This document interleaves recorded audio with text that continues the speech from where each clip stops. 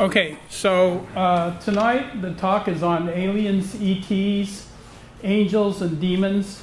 And what I say is the TV and movie programs that we see, and even the Nobel Prize winning scientists all agree. But as usual, they're all wrong. So I have a little sound effect here.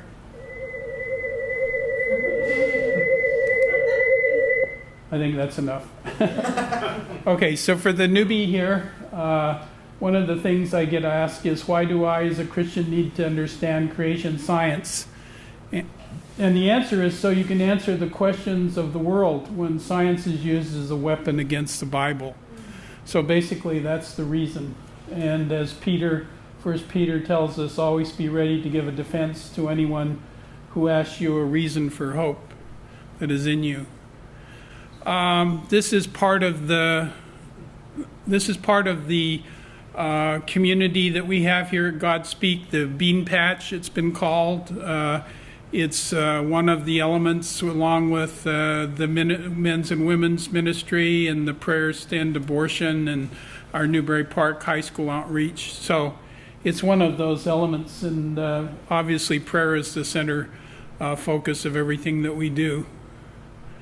The mission, this is BCS, is not the football BCS, but this is Biblical Creation Science. And our mission statement is to exalt Jesus Christ as Lord, teach the Bible, equip the saints, and tell the world. So that's what the objective is tonight. So one of the things I wanted to do, I'm going to have sort of a preamble here and then go into the last part. The preamble is 100%. When we get towards the end, I'll tell you that I have some speculation. I'm just putting on the table, but the first part, for about the first hour, you'll hear nothing but what I believe is the God's given truth. So let me start. I think everybody in this room is highly intelligent and probably understands this as well as anybody. We have the celestial bodies. We have the sun, which is our star, self-luminous celestial body that generates its own heat and light in large quantities. The solar system, that includes all of the planets and the moons that travel around the sun, which is the center of the solar system. Then we have galaxies. The second picture down is galaxies. There's different kinds of galaxies. We live in the Milky Way, so-called Milky Way galaxy. It's a spiral galaxy. And if you were here a few weeks back, we gave all of the special properties of the location of Earth. And it's absolutely a unique place to be, that we would be protected from all the harm and danger that exists in these galaxies. We're right at the most safe place in our galaxy.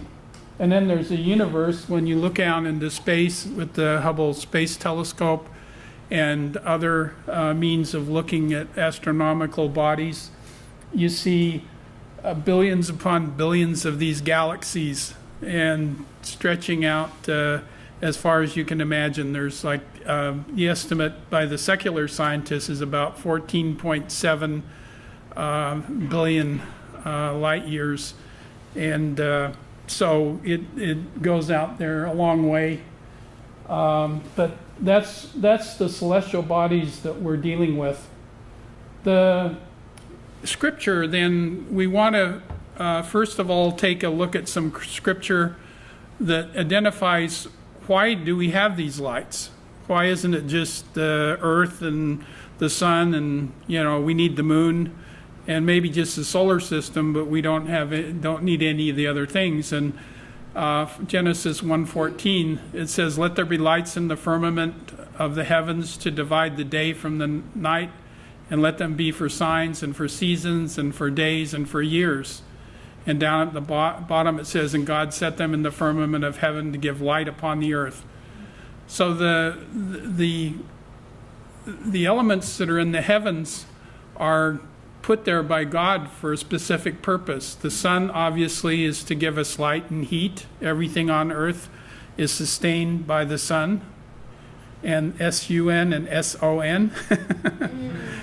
The moon is important because it stabilizes our rotation and makes sure that we are in the right angle of tilt as we go around the sun.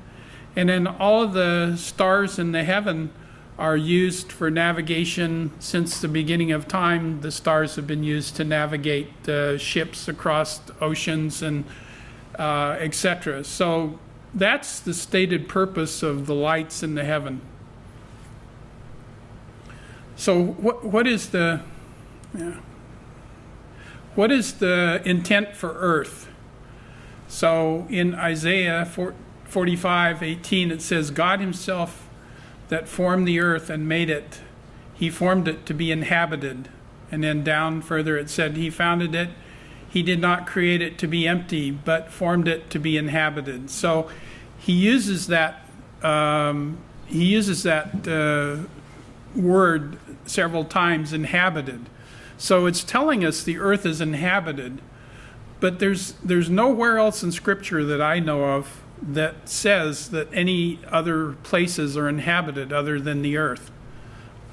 The heavens are inhabited, we'll see in a minute, with celestial beings, but there's no other habitation. Since we're talking about aliens, it doesn't mention any other habitation on other planets, circling other stars, far, far away. And then also, it says that in Genesis 2, it says the heavens and the earth were finished and all the hosts in them.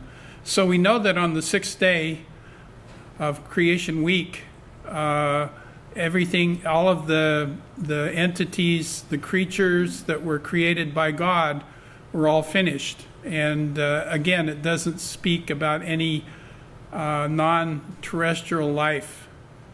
It says both of them indicated both of the hosts of the earth and the hosts of heaven were finished on the sixth day. So we know when that was created. And then I wanted to make this pretty clear. God does not use evolution to create. He speaks, we know he speaks, and it's done. So when he calls something to be, it is. And so he doesn't use evolution for creation. So you can't think of a lot of the secular media have, there's billions and billions of years and these extraterrestrial life forms are out there and they've evolved and they're highly smart and they do all these wonderful things. It's not true, because by the Bible with the genealogies we know the earth is only 6,000 to 10,000 years old. The earth is the only planet that's described as being inhabited. The other hosts were the created angels to serve God in heaven. And then if there were aliens created down on planets somewhere in the universe, it would be highly unfair because Adam's sin condemned the whole universe. So his sin made everything groan, the whole creation groan. So alien creatures wouldn't have the curse because of Adam. So that's just a few things. So in conclusion for this first part, the purpose of the sun to give light to the earth. Earth is created to be inhabited. God populated the earth with humans and all animals after their kind. God populated the heavens with angels, and no mention of any other created creatures in heaven other than the angels. Okay, so let me talk a little bit about where we've gone. So pretty much before 1800, the whole world had the same view. The world of Christendom had the same view that of the creation week and the 6 days. And then in the 1800s, there started to be a chipping away of that, and the theory was called modernism. And what James said, friendship with the world is enmity with God. So man put science on top of his worship. And so he said that science was a substitute for God. And so that was in play from about 1800 to 1950s, called modernism.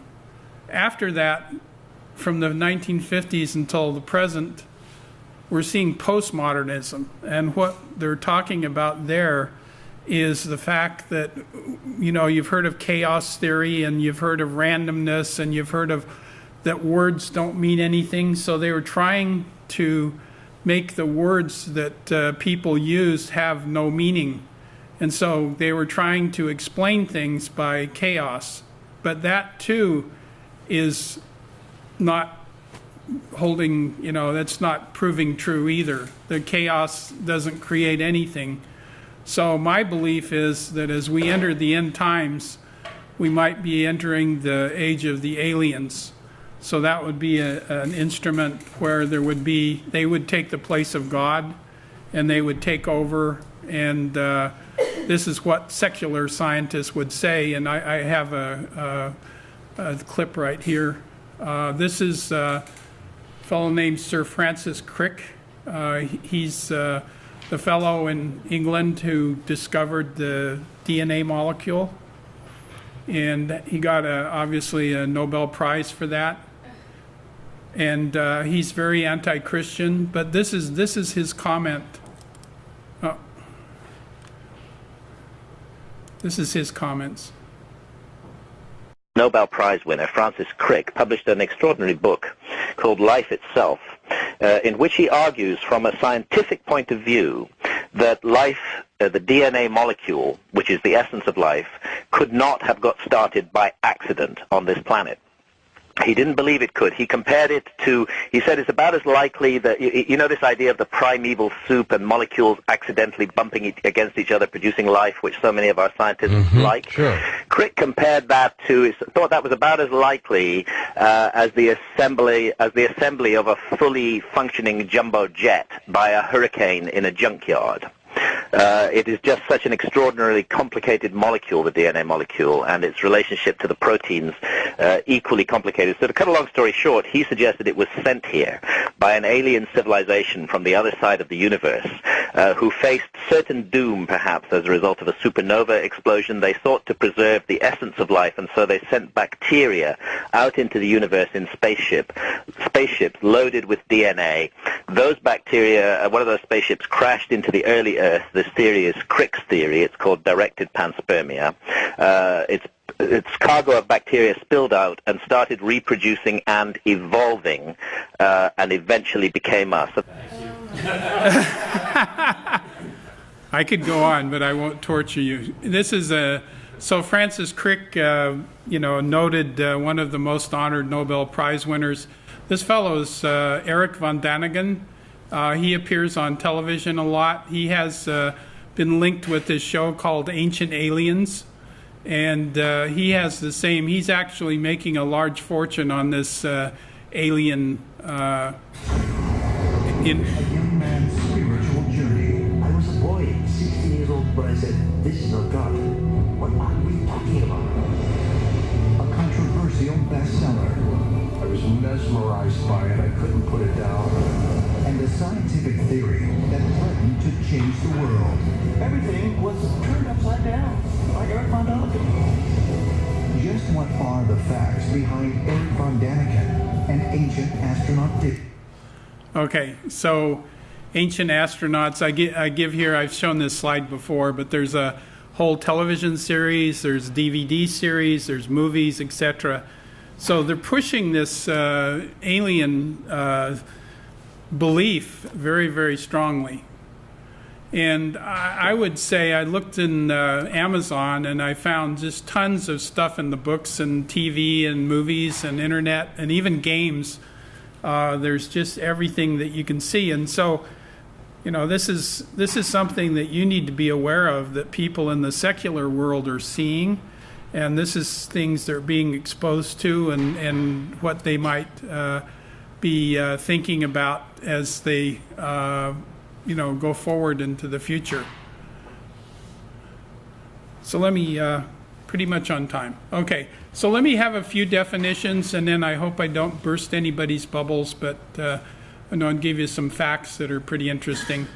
UFO, you probably, everyone knows, unidentified flying object. Terrestrial means Earth. ET means not of this Earth, in the way of not being from the Earth, other than being in heaven, but saying it's a planet someplace out there, far, far away. And ET and alien, in my view, are pretty much the same. So here's a few strange-looking people, but I don't think it makes them necessarily ETs. So let's see what science fiction. This is something that you see all the time on television. If you have a television, if you let your kids watch it, or they're seeing things in the movie theaters and that.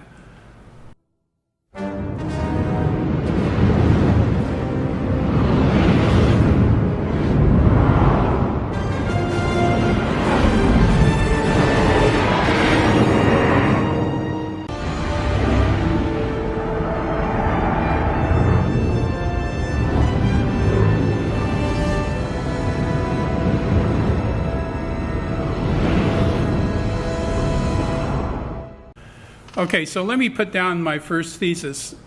Interstellar space travel via starship, even though it's a staple of science fiction in the movies and in games and in books, it's impossible as depicted in the movies.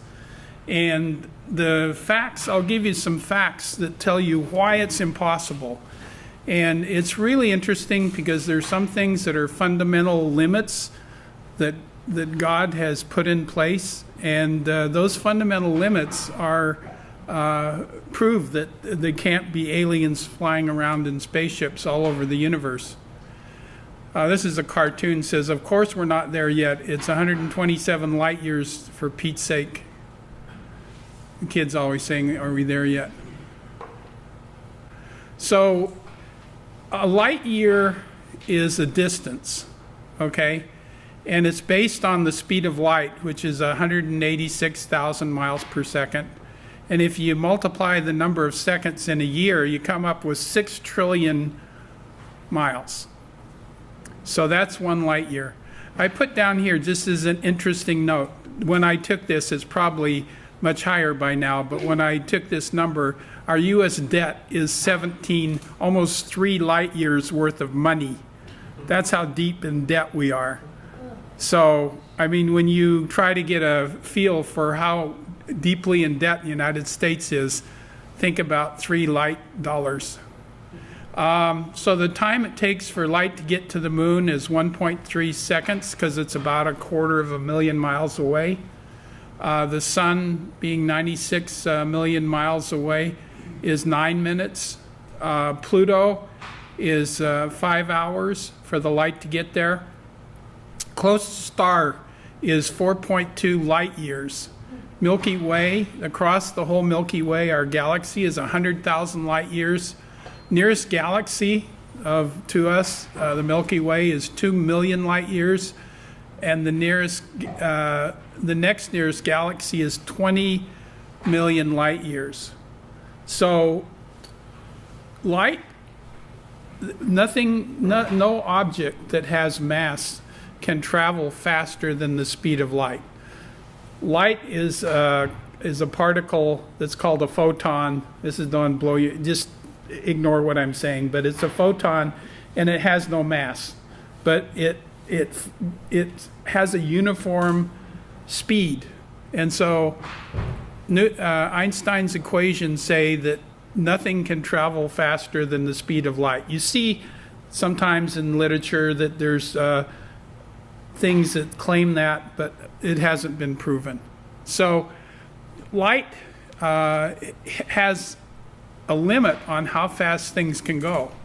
So let's look at this. So with those speeds, if we look at the speed of a ship and the fact that currently we're in the fastest ship that we've ever built goes at 1/30,000th of the speed of light. So 1 divided by 30,000. If you go back here to this one, it would take 17 years to get to Pluto with the fastest spaceship, and the nearest star would be 96,000 years. So if you were an alien race on this star and you could travel maybe somewhat faster, would you spend 96,000 years trying to get to Earth? I don't think so. Also, there's a fuel problem. This is a cartoon that says, fill her up. The problem is with the kinetic energy required for the space travel, there's a fundamental equation again that the kinetic energy equals 1/2 times the mass times the velocity squared. So if you want to get someplace fast, you have to put in a lot of energy. And what that means is, and remember, you have to take the fuel with you. You can't refuel halfway out. If you have, I just took this from one of the fantasy starship websites. If you have a starship that looks like the Enterprise, this is the space shuttle here, this is the Eiffel Tower, to give you some perspective.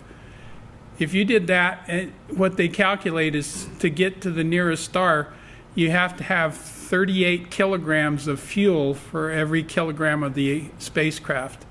So if even taking the space shuttle, which you see here is minuscule, you would need to take so much fuel that it would be impractical. And so if you wanted to go further distances rather than just the nearest star, which might not be where the aliens are, other stars are 27 light years. That would take over 800 kilograms. And if you went 30,000 to the center of the galaxy, it would take almost 1 million tons of fuel to get you to that point. So that's another problem. Now let me address another problem about communications. ET can't phone home. The reason is because the communication is by electromagnetic energy, which travels at the speed of light. If you're communicating with somebody on the nearest star, it takes 4 years for them to send a message to you, and then you respond, and it's another 4 years to go back to them. So it's 8 years to communicate with these people in other galaxies. So that becomes untenable there. And then the final one is the danger of traveling in space. And I've snipped out a bunch of articles that tell that there's dust in interstellar space. And that dust scatters the light, and so we know it's there. We know that the dust is there.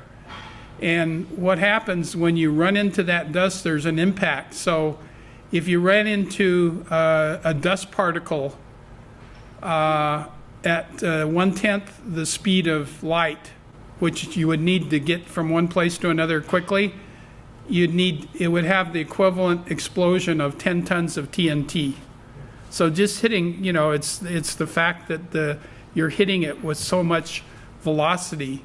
And then something the size of a pea, if you hit it at 1/10 the speed of light, then you would have 2 atomic bombs. So you can't go through space. I think that's, if you travel fast, you get killed by the dust. It takes an exorbitantly long time. And who would want to invest so much energy that they would have to take, a nuclear, you'd have to take a sun along with you as your propulsion mechanism to drag your ship. It doesn't work. And then the other thing that's crazy is this cartoon. I told you don't slam on your brakes. And he says, don't you hate it when that happens? If you're traveling at a very high rate, when you stop, you experience G-forces. So 1G is the G of the gravity on Earth. 3G breaks blood vessels. 9G can kill somebody.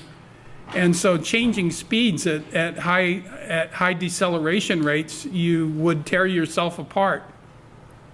They can do it, and Captain Kirk can do it easily. But what happens is, if you are in one of those circumstances and you want to slow down, you have to spend half your trip going in the spacecraft speeding up, and then midway you start slowing down. Okay, so last thing is SETI. This is the search for extraterrestrial life, and this gets to be searching for communication.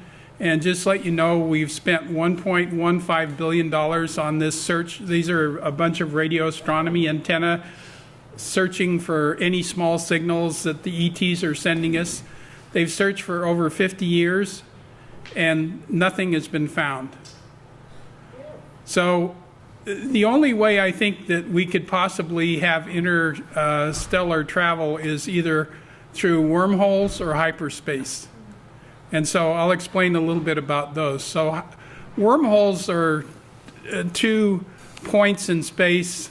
They've just been theoretically investigated. We don't know if they exist or not, and it contacts one point in space to another point in space. I don't know if it's random or you can actually make it go where you want to go. And in hyperspace, which I do believe in, is multi-dimensional space, and I'll show you in a second why that is really important. So there are theories that have 4 dimensions of space as well as time, and then other string theory has 9 dimensions of space. So if God made these multi-dimensional spaces, he's above any dimension of space. But it might be that entities could move from one position to another quickly with this hyperspace. So the conclusion for this part of the talk is the aliens aren't coming to the Earth. There's no alien visitors. Too far, energy requirements, time it takes, dust kills you, the G's kill you.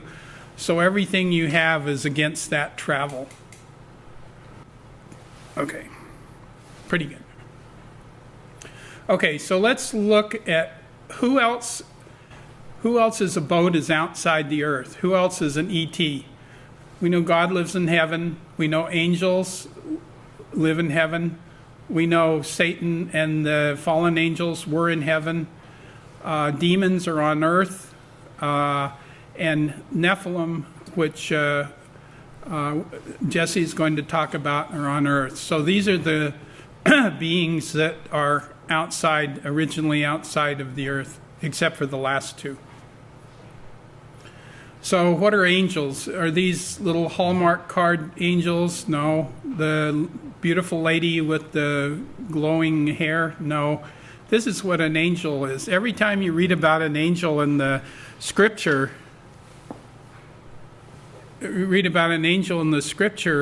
it's always people are frightened immediately and they're very scared. And so I listed in some of the references what are the characteristics of angels. They're obedient servants. They're reverent worshipers of God constantly. They don't die. They're wise. They're intelligent. They're mighty, powerful, pure and set apart. But they're created creatures. They're not everywhere at the same time. So they're created creatures, but there's a lot of them.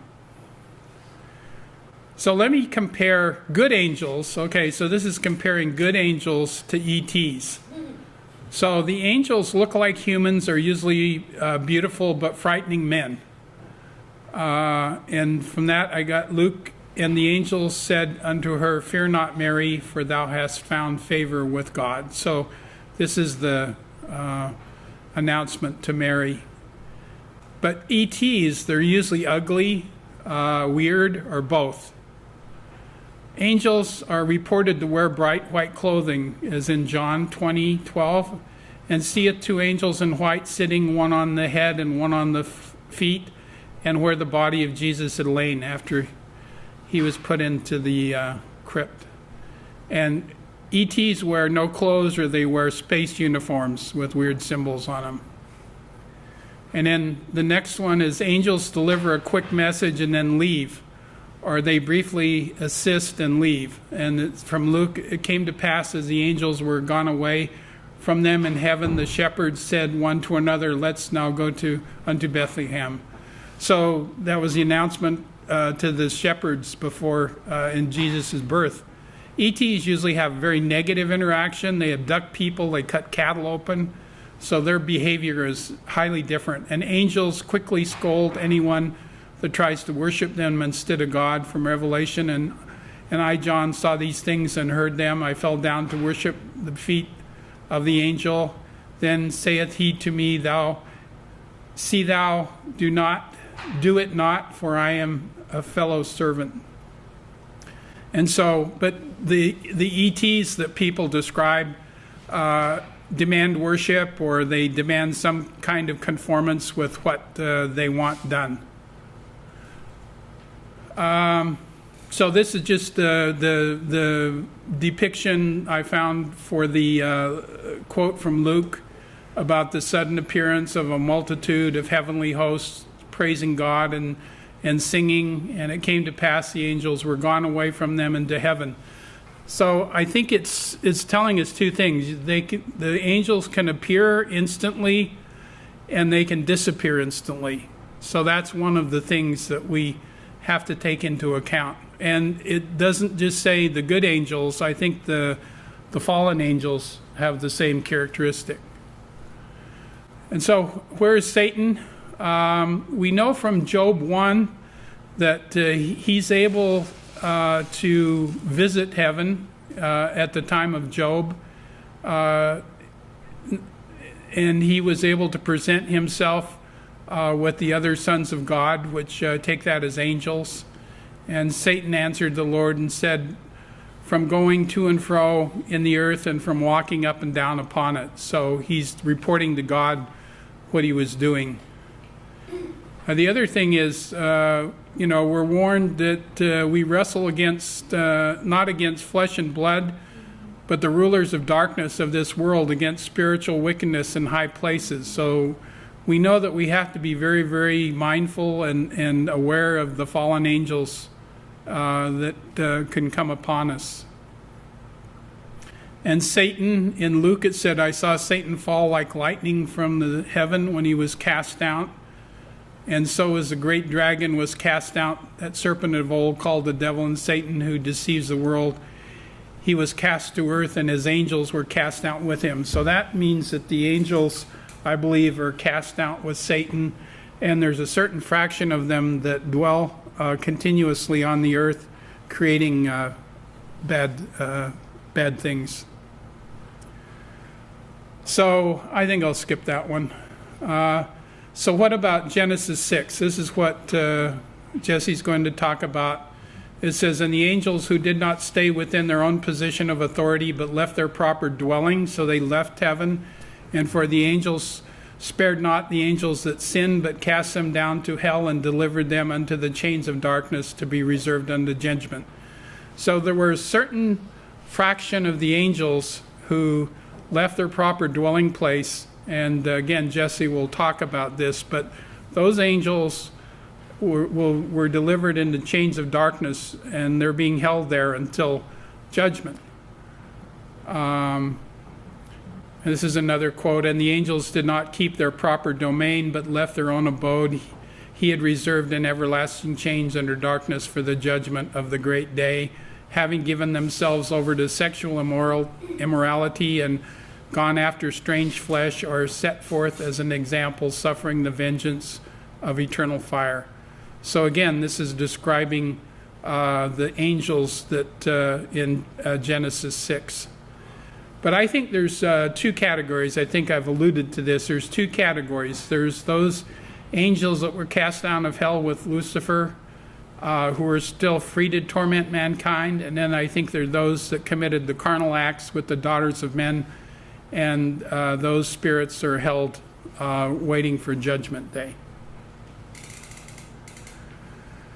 So one of the things, the really sad thing is, as more people get into this, there's so many people into New Age beliefs, and so many people who are trading their Christian values, especially again in these alien kind of encounters in that. There were a bunch of people who committed suicide, the Raelian movement, talking about gods were coming to take them into space and everything, and they all committed suicide to go with the aliens, and they ended up in the ground. And the message they were told, we're not alone in the universe. We're told this earth has been visited many times in the past and presently by different types of extraterrestrials. ETs have been involved with our creation, evolution, religions, myths, and beliefs. So it's just a total lie. The abductions, I won't go through this, but the abductions that we hear about, there are a number of people who believe that and claim to have been visited. This is a lady named Anne Brooke who says this is her experience with a UFO. After my experience, I knew that I had been privileged with a glimpse of something infinitely wondrous and profound. My inner consciousness had undergone a complete and staggering metamorphosis. Those truths I had been taught through the years by my church, by my family, by my parents and my teachers no longer were valid to me. And so this is the kind of cosmic message that we're getting from the people who have had claimed to have these visitations. So in 1 Timothy it says, pay attention to deceitful spirits and doctrines of demons.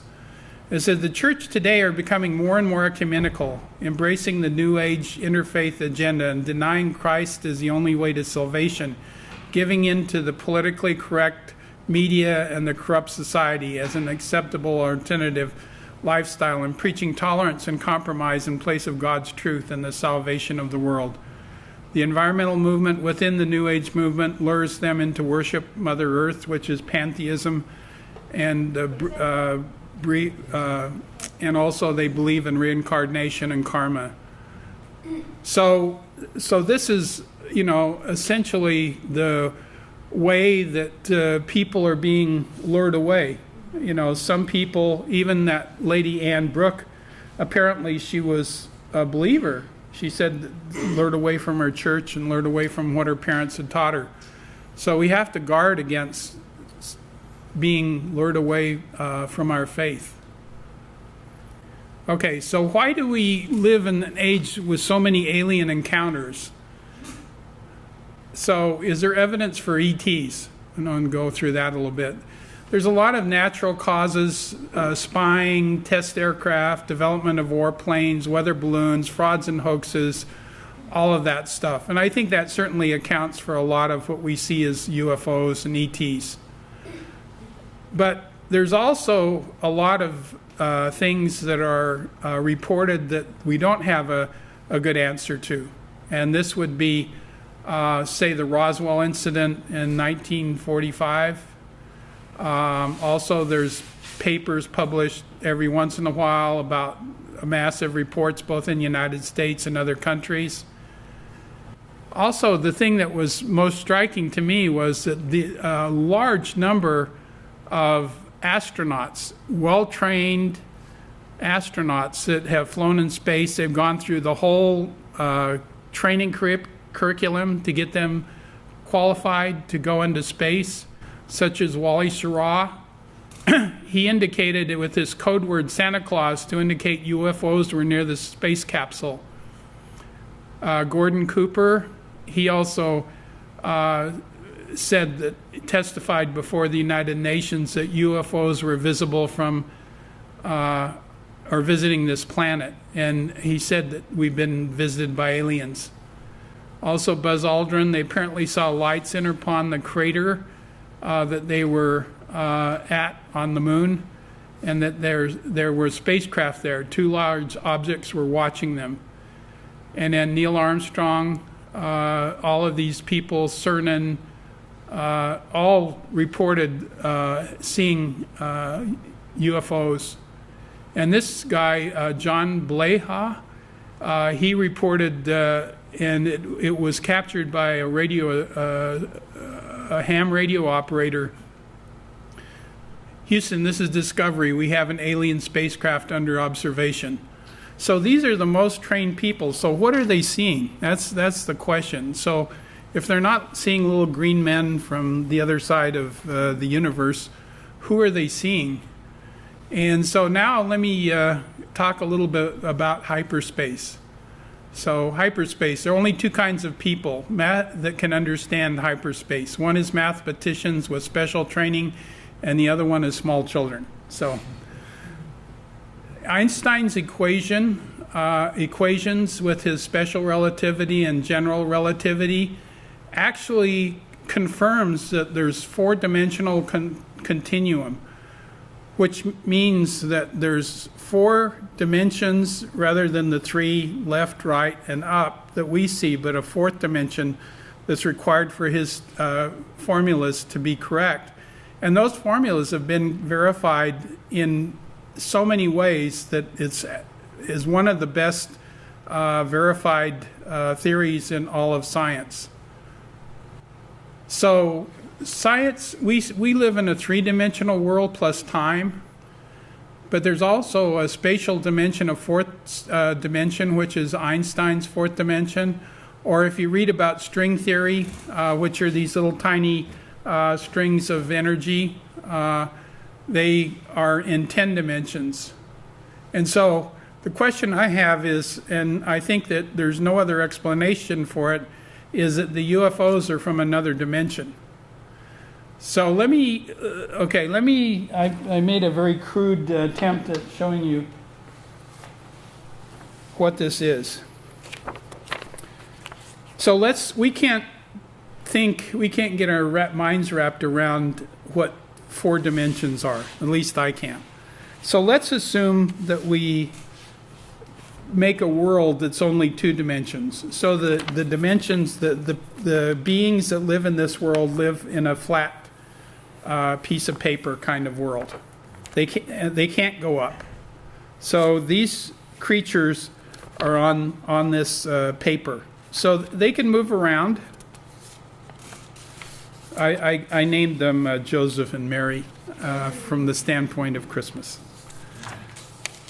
They can move around on this piece of paper. They can move this way and that way and all around so that they can explore their living conditions. And if you built a wall between them, they couldn't get through the wall. So I've built a wall there, and so Joseph can't get over because there's no door to see Mary in that wall.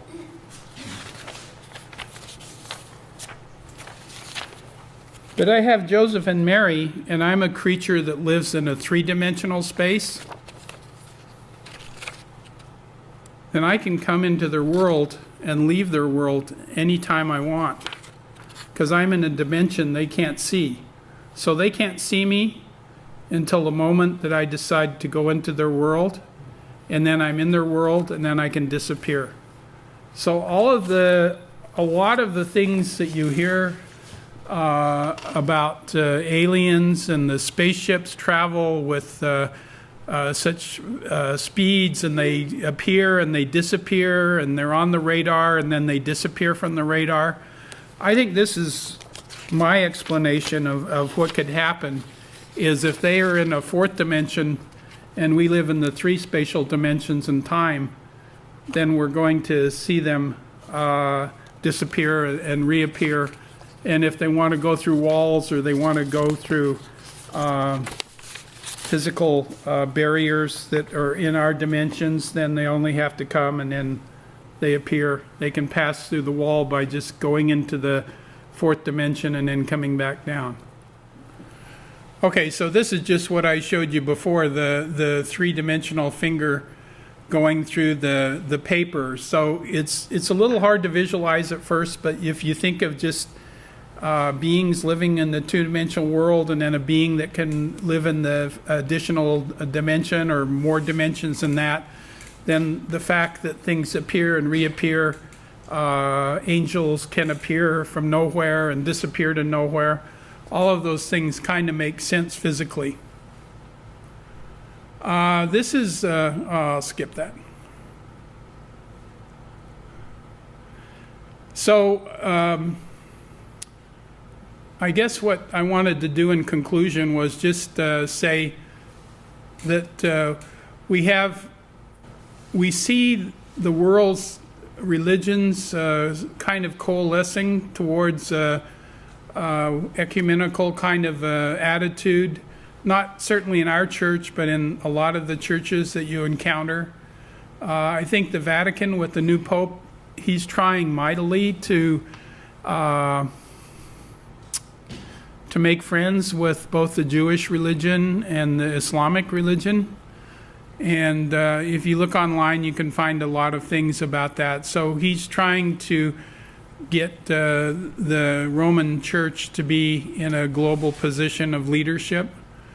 We also see the fact these are all end-time kind of prognostications from the Bible. One world order. So we see that the end of multinational state and multiculturalism, we're going to see a single government that will rule the whole world.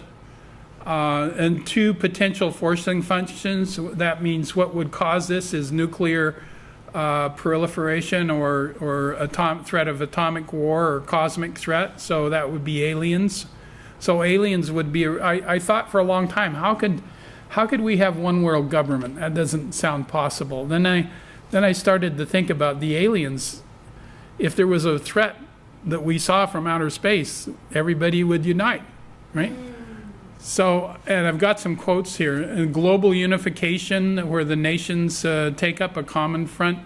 This is Douglas MacArthur. The next war will be an interplanetary war.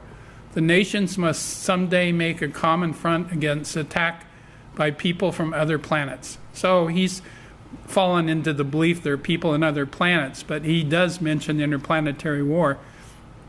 And here's my favorite, Ronald Reagan. We need some universal threat to recognize our common bond. Our differences worldwide would vanish if we were facing an alien threat from outside this world. I think it makes sense. And as Jesus said, but as the days of Noah were, so shall also the coming of the Son of Man be. So you think of the turmoil and not only the unending sin that was going on in those days, but the other things that were happening around the time of before the flood. So let me finish off with a couple of slides, and then we'll go over to Jesse. So who are the beings cited in all of these things, all of these astronaut visitations, all of the Roswell incidents, etc.? They can appear, disappear, they can do harm to people. They do signs and wonders. They try to fool the elect. They're powerful. And they're doing the devil's purpose, I believe. And so the final conclusion that I have is UFOs might be alien phenomena, but are piloted by fallen angels mentioned in the Bible. This is completely different theory from UFOs who operate them and what the purpose is of the coming of Earth. This is an astounding yet viable explanation for the existence of UFOs, their special physical properties, and the beings that are within the walls of those craft. So this last part is speculation. I have no extraordinary understanding of this, but I'm just trying to put together the physics and what we see and what we know, and all of that would be what I would say is possibly happening.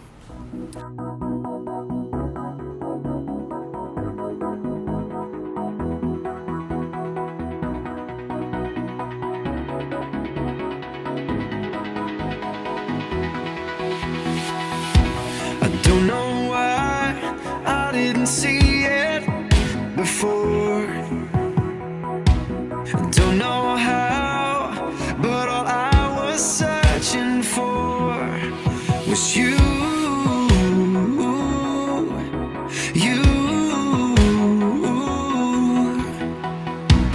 All the lies that have kept me in the dark, they can't